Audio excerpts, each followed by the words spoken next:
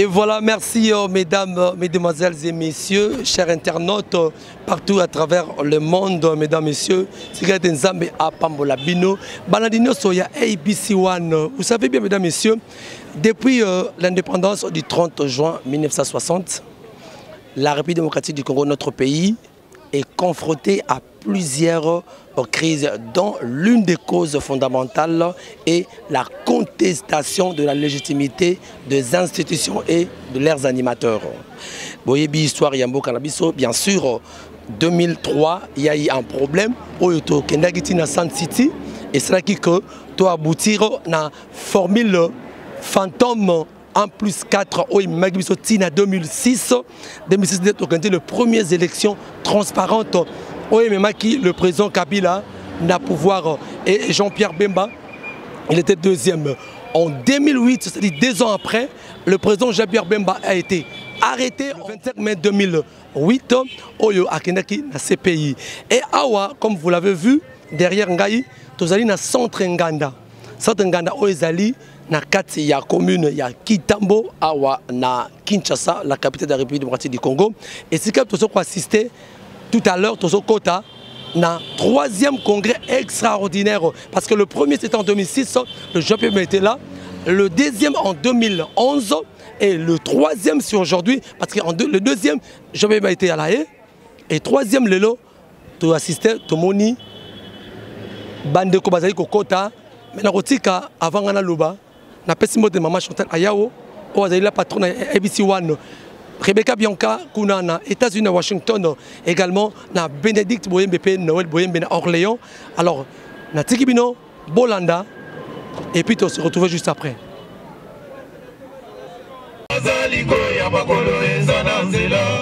Bemba zongi na note, barwande basi bazungi. Azaliko ya makolo yezana nzela, malala. Azaliko ya mwana Kongo. Azaliko ya makolo ezana nzela. Bemba gombo, mokonzi ya mboka Kongo. Bemba gombo, mokonzi ya mboka Kongo. Otumoli peuple. Bemba gombo, mokonzi ya mboka Kongo. Bemba gombo, mokonzi ya mboka Kongo. Okolo Bemba kozonga, Kongo ye konikana, ba voisin ba kopota mbango ye. Bemba gombo, mokonzi ya mboka Kongo. Okolo Bemba kozonga, Kongo ye konikana, barande bako pakata, ba mosusu bako zonga ronda. Bemba gombo, mokonzi ya mboka Kongo. Bemba oye mwana mboka, biso na Kongo tokolemba yo. Bemba oye mwana mboka, papa na Kongo tokolemba yo. Bemba oye mwana mboka, oye biso na Kongo tokolemba yo. Bemba oye mwana mboka, papa na Kongo tokolemba yo. Mama ya Kongo bazali kozela yo, zoka na Kongo bakolemba yo. Bemba oye mwana mboka, papa na Kongo tokolemba yo. Papa ya Kongo bazali kozela yo, zoka na Kongo bazela kase. Bemba oye mwana mboka, papa na Kongo tokolemba yo. Eloko na Nzambe tozali balongi ezonga na Kongo tokolemba yo. Bemba oye mwana mboka, papa na Kongo tokolemba yo. Bemba igwe mwana mboka, oye biso na Kongo tozela kase. Bemba oye mwana mboka, papa na Kongo tokolemba yo. Bajene ya Kongo bazali kozela yo, zonga na Kongo bazela kase. Bemba oye mwana mboka, papa na Kongo tokolemba yo. Bemba igwe mwana mboka, oye biso na Kongo tozela kase. Bemba oye mwana mboka.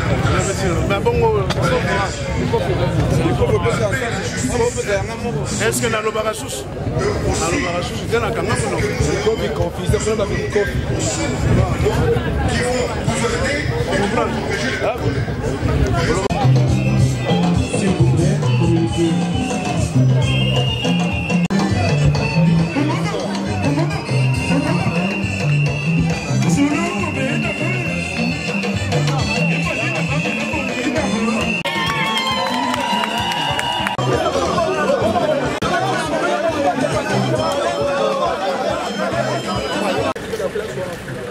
nous n'irons jamais Congo démocratique tel qu'il a si bien.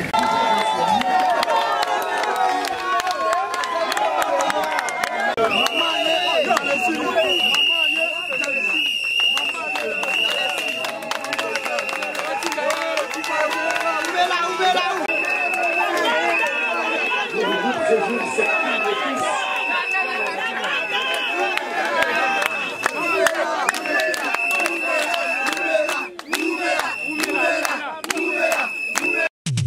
ABC One Television. ABC One Television. MLC vivant. De bien vouloir.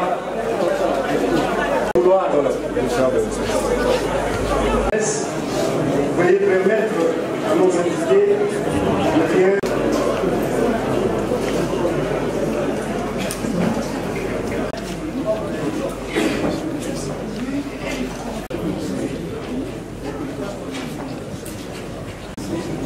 Distingués invités, camarades militants, Puissant, créateur des cieux, de la terre, des lumières visibles, invisibles.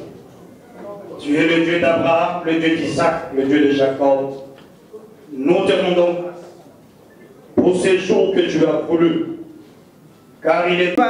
Viva! MLC Viva! Viva! Viva! Viva! Jean-Pierre Bemba, président. Voisin Sabo, voisin Yebela, Olinga, Olingate, Okokene. Venu de toutes les fédérations, tant à l'extérieur qu'à l'intérieur du pays. La Palme d'Or est décernée à nos militantes et militants disséminés à travers la République et à travers le monde, singulièrement ceux qui n'ont pas pu faire le déplacement en ces lieux. Nous avons ensemble bravé des intimidations, des menaces, des brimades de toutes sortes durant ces 2 dernières décennies. Je voudrais à cette occasion même parler des prophètes des malheurs qui ont conspiré toute forme de stratégie pour couler le MLC avec son leader et qui continuent malheureusement à le faire sans issue. Dommage pour eux, la devise du MLC s'est révélée agissante.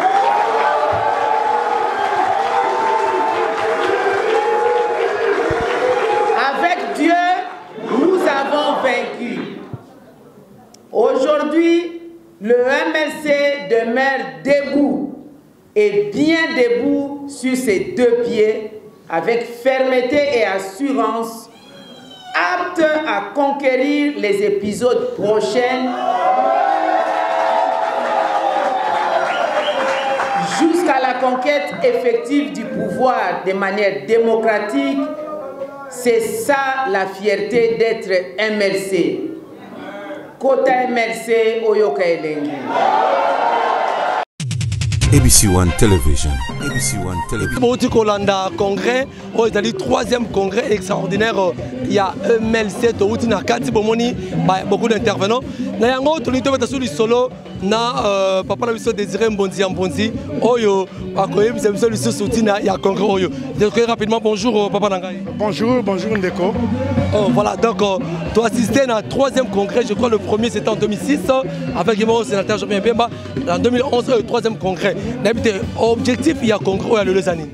Les bosses allaient prendre à Tambola lokola mokile lingi. Bon ce qui législature moko isili parti na parti e bongamaka. Pona ko bongama congrès et yaka ko kata makambo.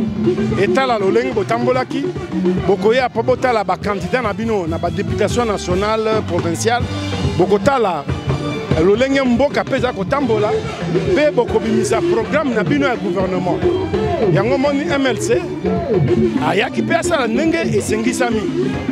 Tokobimisa programme à gouvernement, ba candidat na biso national provincial tokotia kombo na bango na tokotia mokoloto pe toko présenter candidat président de la République na biso. Mais bon bi boko présenter candidat mais na kati opposition tozomo na baba ki candidat unique. Tout le monde est présent il y a certains opposants au Bayern ya makasi. Na ebite boko sala ngona lolengeni. Ezalaka bongo. Moto na moto akomema oyaye ba kutani. Sololi 1 minute, babimisi oya kotela. Maintenant, accusé bino, le lot de moni, il y a majorité bazana. Comment on peut lire leur présence? c'est normal. Le parti politique union sont en RDC. Ça la kango. Ils allient les usages des hommes d'État. Ils sont allés les hommes d'État. To longo ina aspect il y a qui combattant. To comme des hommes d'État. Voilà, pendant que notre papa Désiré, le bateau ya Amérique, bateau landayo, Europe partout. Bali que na 3e congrès oyo que mon amboka Jean-Pierre Bemba azasu na tango mokete ko comme na Kinshasa, ma passeport ne to romiyo. Oh. Yango comment les camopona ni? Passeport. Mais ce sont les agents du protocole ne pas qu'on a cause de passeport. Sénateur, il y a un droit à passeport, député national, passeport diplomatique, et la automatique, il y a le camoté. Tous les cas, je ne sais pas si cambo. Mais, et là, quand j'ai pensé, je ne sais pas si je suis un pour ma cambonais, attaque console, il donc, dans ce pays pour l'angle. Koli Kate, il y a Koya Nangonga, agenda na ye pesami. Merci. Merci beaucoup. Tozoaka mandoki na 98 pour la démocratie et tourner na sans si toyokani que démocratie alors tout ça kokunda kaka itumba ya démocratie yango na moni congrès ale resalemi pour na tobilengela na bitumba ya élection oyo kosalema na boboto na kimia pour na tovandisa alternance politique oyo koma ebongo na obeko likonzi mama oya Jean-Pierre Bemba sur le kamba ya lobate oyo lobate merci bazaba bi makoliza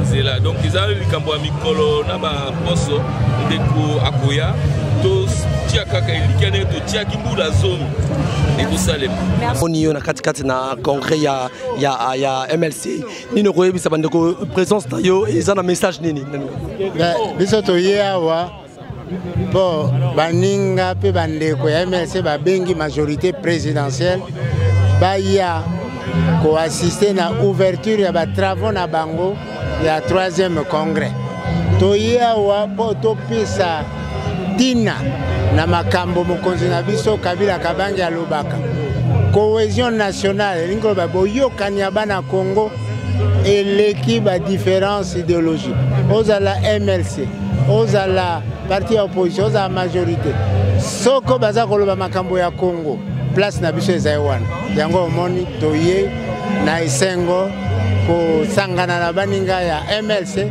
pe ko tombela bango mosala malamu po démocratie na mboka na biso ezala eloko ya solo ezali liwate démocratie ezali nde lisanga.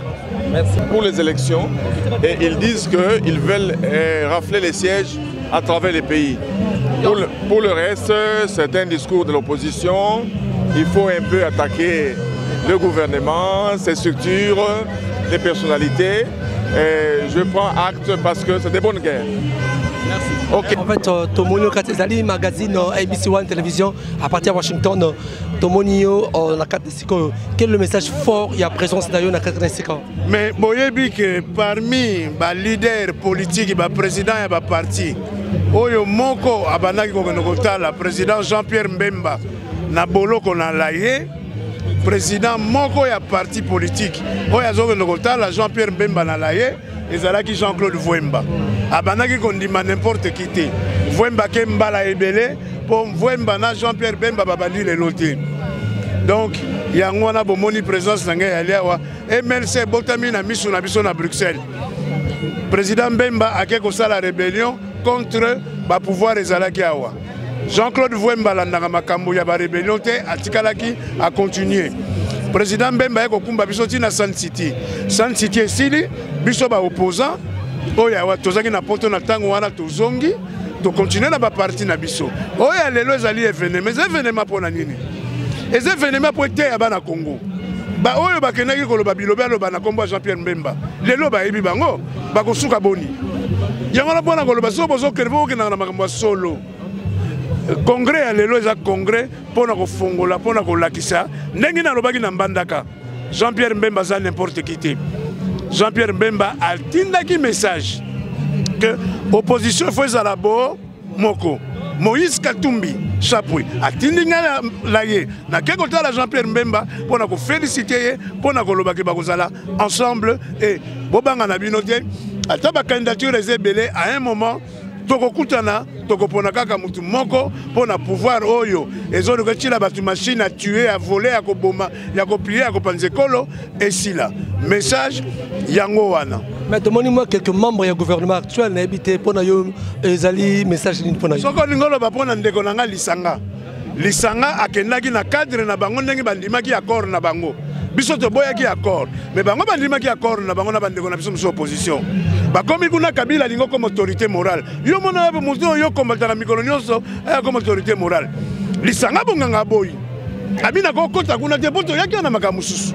Yango mon lisanga bonganga place na yezali awa aza mwana mboka toko encourager toko continuer na lié parce que au moins yé a boyi Kabila bo Kabila voit kende. Bon mona wapi bokende ko signer mi ba mikanda balo banabino o mukolo toko bimisa candidat président de la République mutalo baté. Ya boyi yango abime so président de la République azali. Motanga kombo na ye mais baso tanga kombo te. O wana lingolo banini. Donc bazana kati ya qui fundingila na kati na bango. Et boy ezali boy azana nzela c'est-à-dire azo suivre yango pe akoya ezali ka likambo ya procédure administrative. Passeport na yeso iba sisi ko imprimer awa eso ki na mallette diplomatique azu aye. Akoyi koya na mikanda irrégulier mais sinon azo landa. La situation ya lelo ezali différent na congrès otozwaki na 2011. Ya azalaki na kati ya CPI. Mais lelo azali banda, azana ndako, azolanda, tozo solola, azaka lokolo na nzela boy. Kasi pouvoir réseau basculer te, il faut pas kangaka place déjà. Toza bandeko biso tozaka ennemi na mutute. Nous sommes une opposition républicaine, forte et républicaine. Bazali wana ce que nous avons à dire, nous l'avons dit, tokutanaka toloba, mais bayebi peke ngala pe ezo sila kunati.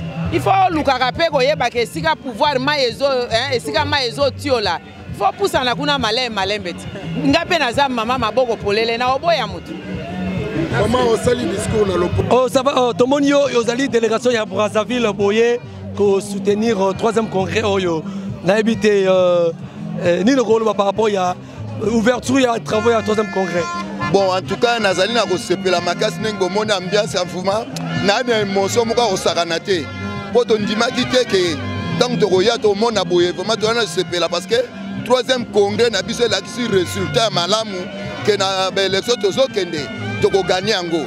Est-ce que le président Jean-Pierre Bemba vous appelle candidat? Oh papa, mais déjà ce pays local les Sanza qui déjà Jean-Pierre Bemba candidat déjà na biso yewana parce que to la ki na elikia parce que yé aza prophète. Yaza mwana na nzambe alobaki avec Dieu nous vaincrons. Lokola ce pays et Sandaka na mabele sandi Jésus.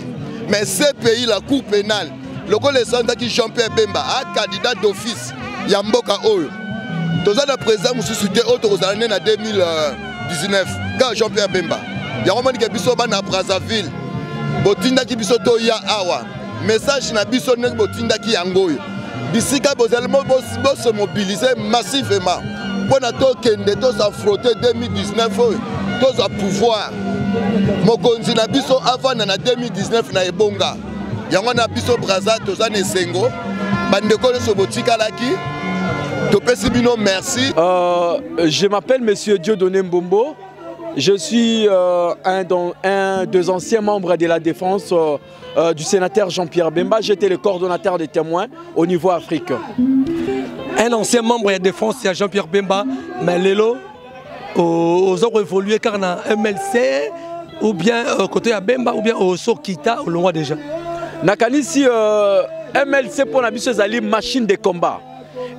Jean-Pierre Bemba azali patrimoine national. Jean-Pierre Bemba azali nzete ambila oyo abota ba branche ebele.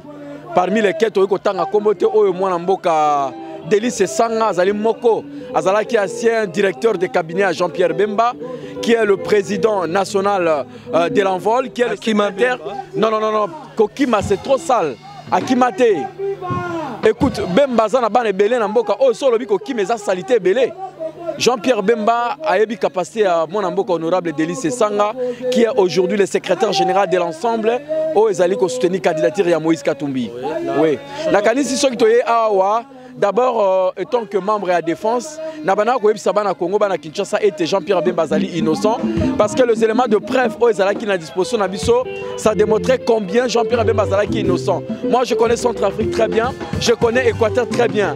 Mais par contenu, il y a accusation et qui fausse et montée de toutes pièces. Nous avons démontré avec toutes les couleurs que Jean-Pierre Bemba était innocent. Et Bemba Akobima. Donc quand ma solo au point Akobima de copain de Kwabimi. Benguma Sanzie à solo Pinza. Pour que ça été, c'est un grand leader, il faut le reconnaître. Et dans un moment opportun, l'opposition va donner un candidat unique que nous attendons nous tous. Et nous allons soutenir pour chasser M. Kabila du pouvoir. C'est ça notre objectif d'ailleurs principal. Merci M. Dieudonné. Et là, c'est pas une maturité politique, on comprendre que dans le Congrès, tout le monde, même pas membre, il y a un gouvernement, même opposition, on va réfléchir à un gouvernement. Mais curieusement, il y a pas membre, il y a opposition, mais il y a un FCC. Pour l'élection, nous sommes Nakanisi, ex-membres de l'opposition, parce qu'ils ne sont plus dans l'opposition. Ce sont des ex-membres de l'opposition, notamment M. José Makila. J'ai vu tant d'autres comme Jean-Lucien Mboussa et tant d'autres. Quand il y a la majorité présidentielle de M. Kabila, de facto, ils ont perdu l'identité de l'opposition. Donc nous demandons à M. Bruno Tshibala de démissionner, de déposer sa démission claire et nette. C'est un élément très important. Il y a accord à Saint-Sylvestre et lobby que le Premier ministre sort de l'opposition par rassemblement. Bango bakendaki na ndenge ya kuku basali accord o ezali ya malonga te batiki ba vrais opposants, ils sont démontrés devant le peuple congolais que ce sont des faux opposants. Bazali ba opposants bazo la politique ya vendre, politique ya nzala yango bazo sala. Tomoni pe lisanga bonganga yasa kuna na gouvernement mais asa yaki na congrès wa. Non koya na kati ya congrès tozali ba ennemi te, tozali ba adversaire politique na M. Kabila. Na kanisi na moni ndeko mona mboka Shadari na kati ya congrès mais ezali esengo ezali kolakisa ete ba policier aner demiabe babi marakati ya masolo ya politique biso tanto kuta na biso na biso bango bazalaka te ezali maturité politique. Je salue son excellence M. Shadari na présence na OSika na kaniso ezali kolakisa ete ça ne sert à rien. Ils ont compris que ba komi na suka ya pouvoir na bango et ils doivent maintenant tendre la main à tout le monde. Vous n'êtes pas ennemis. Non, nous ne sommes pas des ennemis, nous sommes des adversaires politiques. Nous ne sommes pas des ennemis avec eux. Bonjour au président. Bonjour. En fait, tu as assisté à un 3e congrès. Le premier, c'était en 2006. 2011, sénateur Jean-Bébé Mazalagité. Le en 2018, le premier objectif, il y a un congrès à l'élo et Zalini. Oui, ce Bolandais a discours à maman. Ils allaient plus total à tous les orientations, plus pour l'élection. Donc, tout qui est dans l'élection, na kansa boebi que mon continent biso déjà zalibanda et mingi toko loba ndenge ni toko se préparer na ba stratégie ni toko zo apona parti na biso MLC ndenge boebi za parti moko bien structuré, bien organisé et na yango na kata Congo yo est tombé na libération acquittement ya président et tombé pe na ba élection toko kenango na kansa plus yango. C'est vrai, soulever le mot très important au lobby pendant une élection le 23 décembre prochain. C'est vrai, comme on a une opposition, vous avez la machine à voter, vous avez une machine à tricher. Alors, comment voulez-vous que parce que quand on n'a pas lobby, sans machine à voter, il n'y aura pas d'élection. Qu'est-ce que vous préconisez? Bon, moni tokoki ko ngana lingaka ko personnaliser débat ko tanga komba batu mais mbokeza ngai na yo totangi po yasa ne président aseni yango ngana obingana lingaka te mbokeza ngai na yo o tokoloba ezali ndenge population baza ko senga. Donc mbokeza ya peuple alingi eloko wana te tolingi tokende na sembo ndeko na ngai eloko wana biso na kati ya constitution ezate na ezala na loi électorale biloko wana ezate donc na lobby mingi na loi électorale ezate ezala kité. D'accord. 3e congrès extraordinaire Tomoni, mais curieusement Tomoni certaines têtes politiques bazala kiwana entre autres Faït Tshisekedi Lisanga Bonganga Tomoni Bango Bomanza l'on a habité l'élection to sala par rapport à la présence de Bango na katina congrès ya MLC. Bon nga nazalaki na place on nazalaki nazalaki wana mpona congrès na boy nga nayebi soki bazalaki yo ataki moto ya congrès moto ya MLC yo nde moto lobi bon na répondre na oyo lobi lecture na yo lecture na nga biso MLC toali parti ya monene e mututu milulu tu MLC sengeli mutu pe aya donc batutu bakoya parce que MLC eza parti ya monene